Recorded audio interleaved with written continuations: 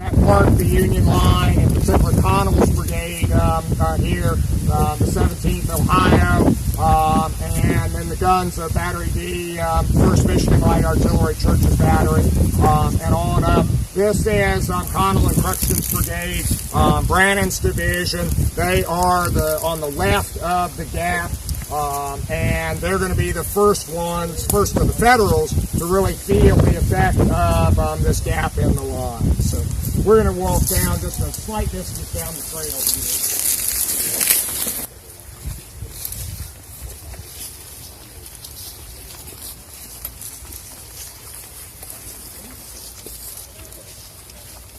I'm not very mechanically inclined, so I actually haven't, in real practical means, I haven't gotten very far on this, but one of my sidelines that I'm working on is perfecting a small nuclear electrical generation station.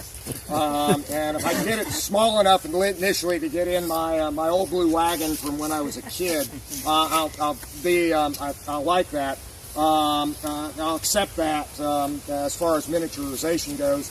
And if I can do that, and the reason I'm doing it is I'd like to be able to generate enough electricity to drive a 60-inch flat screen monitor, which I then have out here because I need I don't know, let's see here. Dave's got 116 maps for the battle in this book, and that's still not enough. I had to limit, yeah. And some of you all, we've been joined by Dave Powell, the author of Maps of Chickamauga, and the 3-volume treatment of the Battle of Chickamauga and Failure in the Saddle, and I don't even know what the Decisions one is titled, but Decisions at Chickamauga. Okay, Decisions at Chickamauga. I know the series, we need almost a never-ending number of maps, and if I could get this, I would actually have an elaborate computer program that I could play forward and backwards and play forward and zoom in and all of that. I'm really dreaming now. Not to mention a bigger backpack. And a bigger for backpack the monitor. For the 60-inch monitor. What I'm trying to illustrate is that we're talking about a very, very, very fluid situation. And even if we look at the number of maps that Dave has in his book that covers this time period, we could still double that easily and still not have enough to show everything. And those are at 15-minute intervals, and things are happening even much faster than that. Right. And so we have now the Benny and Robertson's Brigade of Law's Division wheeling into the flank of Connell's brigade here. Connell was unaware that Wood's division, Barnes' brigade, on his right was being moved. The first inclination he had really anything was wrong was when he gets reports of Confederates going past his right flank.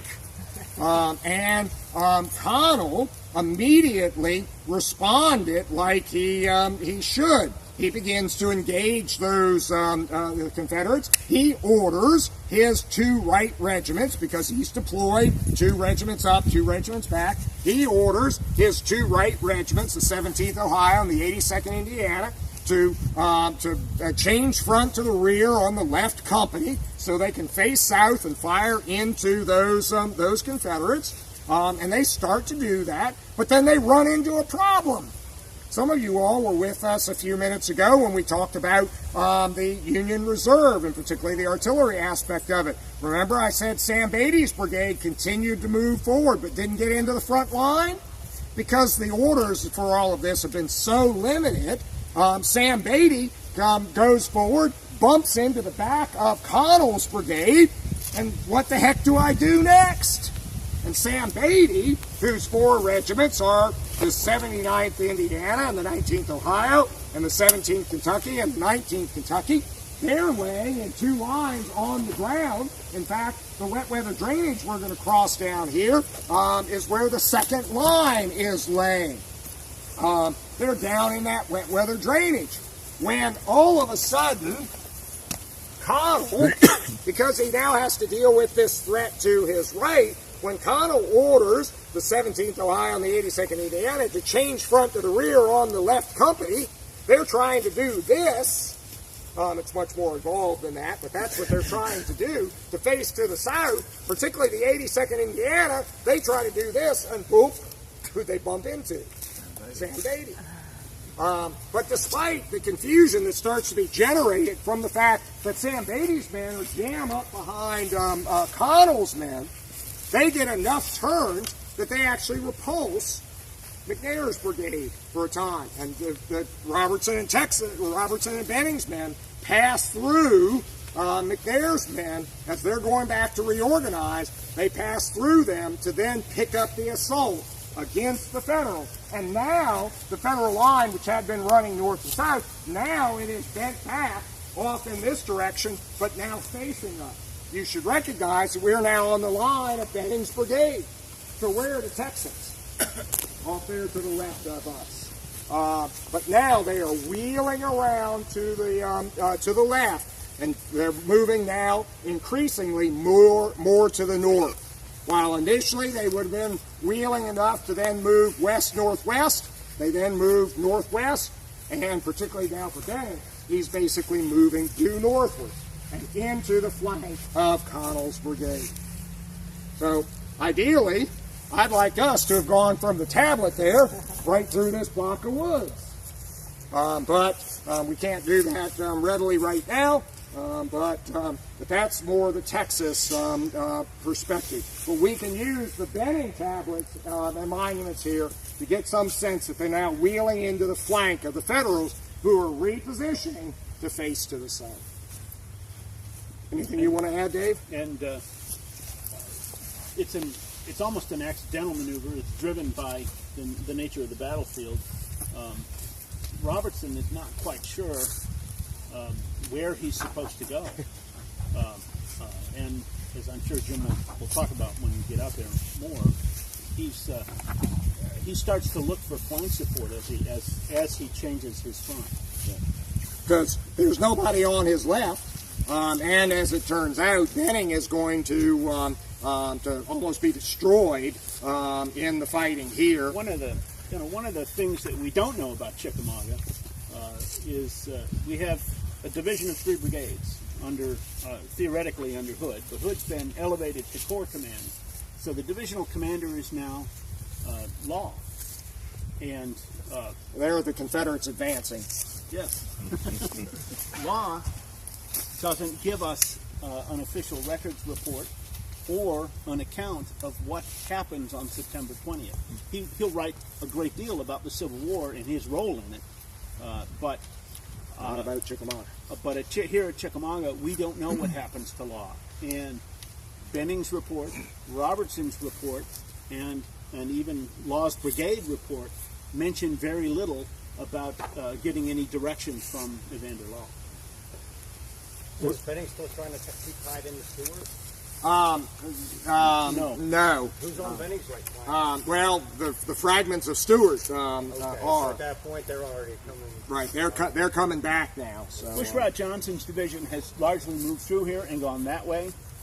A.P. Stewart's division has fallen back to their start lines in the woods, about where you guys were, I think. Benning pivots and comes north. Law's brigade is moving behind them and going west, and that leaves Robertson in the woods here right to our south, turning as Jim described. And so you have 6 or 8 Confederate brigades within, say, 1,000 yards of this position, but no coordination among those 6 or 8 brigades. So Robertson's brigade would not have made it to the Dyer Field. no, they're going to. They will. At this point, they were. Oh, well, yes, at this point, when Benning is doing this, Robertson's going to swing into that field over there. Robertson's the 4th line of Longstreet's assault column. Benning and Law were the 3rd line. And so All right. No, Law is the third line. Right, Benning Benning. and Robertson are the You're fourth right, line. yeah. Yeah. And, You So mentioned who's earlier. responsible for the coordination of those 6 or 8 brigades? Hood? yes, Hood. Yes. Yeah. For the 3 brigade Law, and then for the whole maneuver, Hood. Well, I mean, he's got Bushrod Johnson under his command, and then the Virginia Right. brigade. And Law and Kershaw. So. How quick will Hood go down though? Not yet. He's still only nursing that injured arm in the sling across his chest. So he's not feeling anything in the right leg yet. So. Anything untoward in the right leg. All right, so let's see if we can, with the smell of gunpowder in the air, let's see if we can move on.